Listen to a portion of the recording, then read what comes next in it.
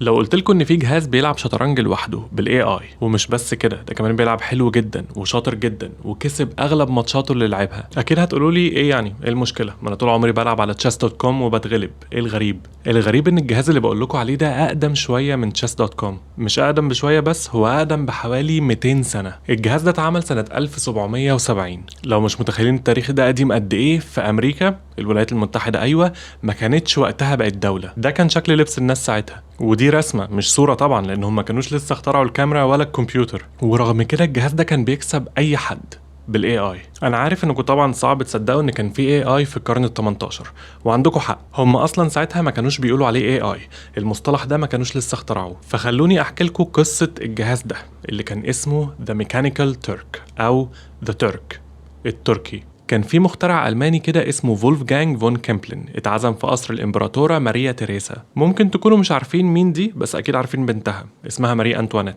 اللي معروف عنها إنها وقت الثورة الفرنسية قالت المقولة الشهيرة: لو الشعب مش لاقي ياكل عيش ياكل جاتو. هي ما قالتش كده في الحقيقة بالمناسبة، بس ده اللي الناس عارفاها بيه. كيمبلن لما راح هناك شاف زي ساحر أو لاعب خفة يد بيعمل عروض وخدع في القصر، وشاف انبهار الناس هناك بيه وازاي انه لافت انظارهم كلهم. ورغم ان كيمبلن كان مخترع كبير وليه اختراعات عظيمه، بس محدش كان منتبه ليه، وكله كان شده جدا الساحر. فقرر كيمبلن انه يمشي من القصر وما يرجعش تاني غير وهو معاه اختراع يخليه هو اللي لافت الانتباه، ويعرض الاختراع ده عرض اسطوري يخليه هو محور تركيز الناس اللي في القصر كلها، ويبقى الكل منبهر بيه وباللي بيعرضه. وفعلا رجع بعد 6 شهور بس ومعاه اختراع جهاز او آلة كده عبارة عن تمثال لراجل لابس عمامة وعباية، اللي هو اللبس التركي التقليدي وقتها، ماسك في ايد بايب كأنه بيدخن منها، والايد التانية فاضية، وقدامه زي ترابيزة او دولاب كده عليه لوحة شطرنج. بس الغريب ان التمثال ده ما كانش تمثال، او يعني ما كانش تمثال ثابت، هو كان بيتحرك، بيدخن من البايب اللي في ايده، وبالايد التانية بيحرك قطع الشطرنج اللي على اللوحة اللي على الدولاب اللي قدامه.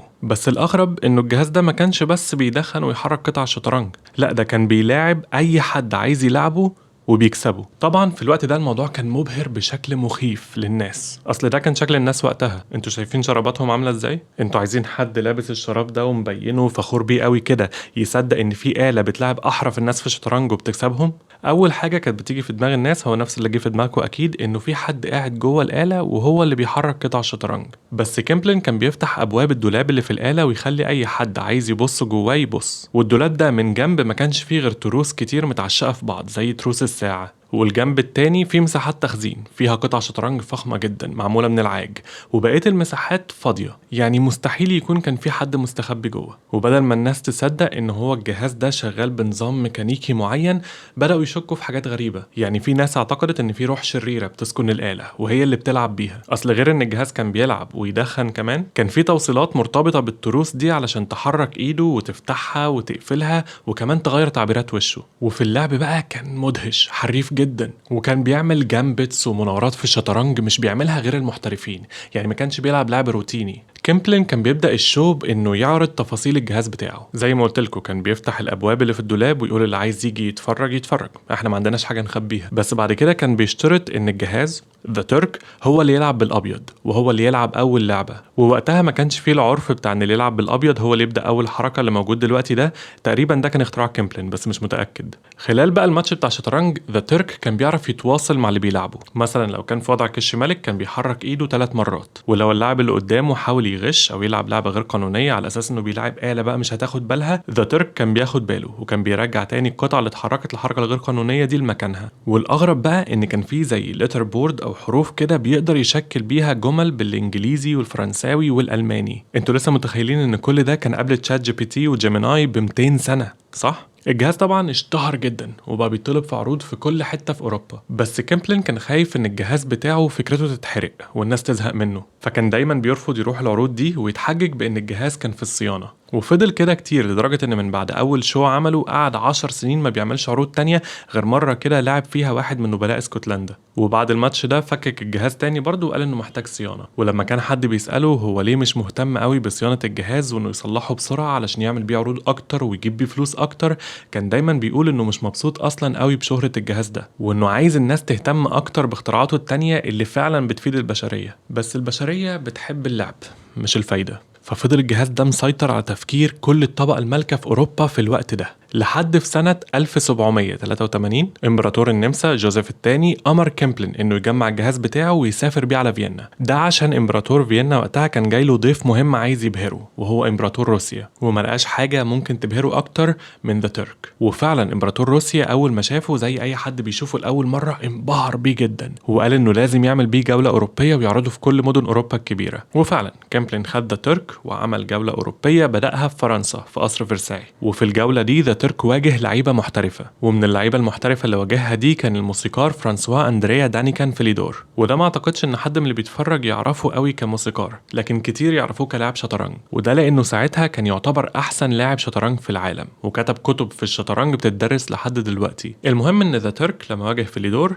خسر، ومش بس من فيليدور، هو خسر من كتير من اللعيبه المحترفه اللي واجهها. بس ده ما قللش انبهار الناس بيه. اصل الفكره مش في هو بيخسر ولا بيكسب، الفكره انه جهاز في القرن ال18 قبل التطور التكنولوجي الرهيب اللي وصلنا له دلوقتي بيلعب شطرنج صح بمستوى كويس جدا، وبيعرف كمان لما اللاعب اللي قدامه يعمل خطأ او حركه غير قانونيه. ولما اقول انه بيلعب بمستوى كويس جدا فهو مستوى كويس جدا جدا، لدرجه ان فيليدور نفسه قال بعدها لابنه ان الماتش بتاعه مع ذا ترك كان اكتر ماتش متعب لعبه في حياته. واخر ماتش لذا ترك بقى في فرنسا كان قدام بنجامين فرانكلين، ايوه الراجل اللي صورته على $100 ده. كان ساعتها هو سفير امريكا في فرنسا، وقال انه استمتع جدا بماتشه مع ذا ترك وهيفضل فاكره طول حياته. وبعد فرنسا بقى ذا ترك كمل جولته وراح لايبزيج وامستردام ولندن وواجه امراء وملوك، وكيمبلن طبعا جمع مبالغ ضخمه من الجوله دي. بس رغم كده بعد الجوله دي ركنه تاني وما عملش بيه عروض تانية لمده طويله يمكن اكتر من 20 سنه، وكمان حاول يبيعه في ايامه الاخيره قبل ما يموت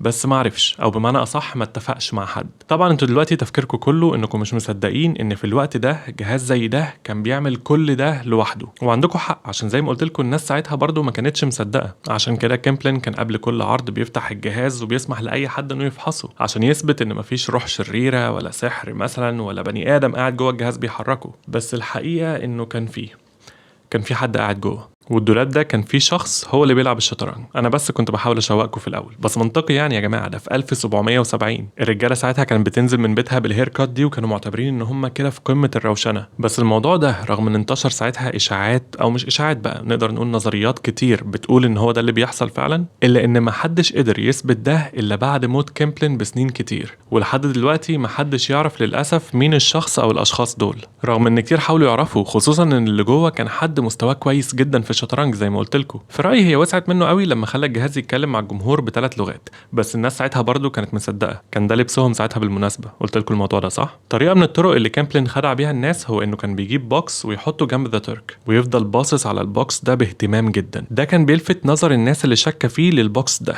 ويشتتهم عن ذا ترك نفسه اللي كان جواه شخص بيحركه. وصوت التروس اللي كان بيطلع لما ذا ترك يتحرك كان بيغطي على صوت الشخص اللي بيتحرك جواه. المهم زي ما قلت لكم الكلام ده ما تعرفش غير بعد سنين طويله من لما مات كيمبلن. ده لانه حتى بعد ما مات عروض ذا ترك ما وقفتش. في 1805 ابن كيمبلن بعد ما ورث ذا ترك من باباه باعه الموسيقار بافاري. الموسيقار ده كان مغرم بالآلة دي وحاول يشتريها قبل كده ب20,000 فرنك، بس كيمبلن رفض. وبعد ما كيمبلن مات أقنع ابنه إنه يبيعها له بأقل من نص الرقم ده. الموسيقار ده شبه سخر حياته بعد ما اشتراه علشان يكتشف سر الجهاز ده، وفعلا اكتشفه بس سابه سر، وجاب واحد من أحسن لعيبة الشطرنج في الوقت ده اسمه ويليام شلامبرجر عشان يستخبى جوه ذا ترك ويكمل عروضه. وفي سنة 1807 ذا ترك لاعب نابليون بونابرت بنفسه. الناس بتحكي ان نابليون كسر قواعد كتير وهو بيلعبه، يعني ما التزمش بقاعدة ان لازم ذا ترك هو اللي يبدأ اول حركة، وكان بيحاول قاصد يعمل اخطاء وحركات غير قانونية كتير لحد ما خلى ذا ترك اتعصب وقلب الشطرنج على الارض. بس طبعا بما انه فاكره آلة مش بني ادم،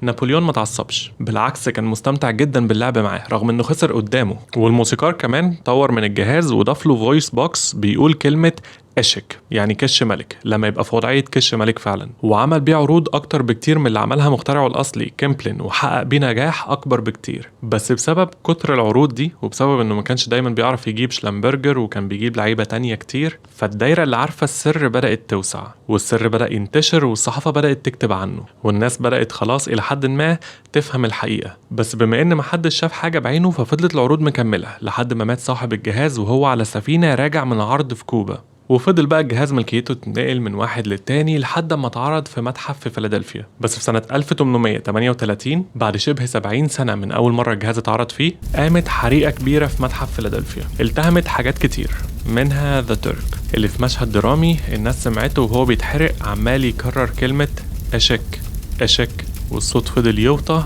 لحد ما اختفى خالص. نجاح ذا ترك ما كانش عادي، وكتير خدوا الالهام منه وعملوا آلات زيه، منها اللي كان مش حقيقي برضه زي جهاز ذا ايجيبشن، ده فعلا اتعمل بجد، ممكن نعتبره شبيه ذا ترك زي شبيه مبابي كده. ومنها اللي كان حقيقي زي في عصرنا ده في سنة 1989 اتعمل جهاز زيه بس كان جواه فعلا كمبيوتر بيحركه. وطبعا دلوقتي كده ما بقاش ليه لازمة، ولعب الشطرنج على الكمبيوتر بقت كتير جدا. اللذيذ ان موقع chess.com عامل ذا ترك كشخصية من الشخصيات اللي ممكن تلعبها عليه. المهم كامبلين اتشهر جدا بذا ترك رغم انه ما كانش اختراعه الوحيد، بالعكس هو عمل حاجات كتير مهمة جدا زي مضخات مية ومواتير بخارية، كمان كان رسام ونحات متمكن جدا، وهو اللي خطط لجهازه ذا ترك ده ونحته بدقة رهيبة. فبرغم من ان الجهاز مش بيعمل اللي هو معلن عنه بالظبط، لكن يظل برضه وقتها انه صعب جدا حد يصممه ويتحكم فيه ويخليه يقوم بالادوار دي كلها. عشان كده لحد دلوقتي على فكرة محدش يعرف كان بيستخدم ازاي غير الناس اللي امتلكوه. اعتقد عشان كده فعلا كامبلين كان بيكرهه زي ما قال، لانه كان شايف ايه الهبل ده، بصوا على الحاجات التانية اللي انا عملتها،